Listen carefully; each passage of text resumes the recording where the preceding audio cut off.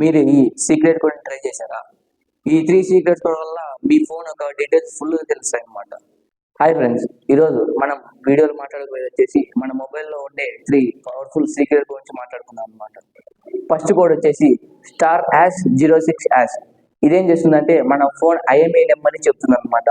IME number ఎందుకు use అవుతుందంటే మన ఫోన్ ఎప్పుడైనా లాస్ట్ అయినప్పుడు లేదంటే ఇంకా ఫోన్ దొంగతనం చేయనప్పుడు మనం పోలీస్ స్టేషన్ కంప్లైంట్ ఇచ్చి మన ఐఎంఈ నెంబర్ ద్వారా మన ఫోన్ అనేది ట్రేస్ అవుట్ చేయొచ్చు అనమాట.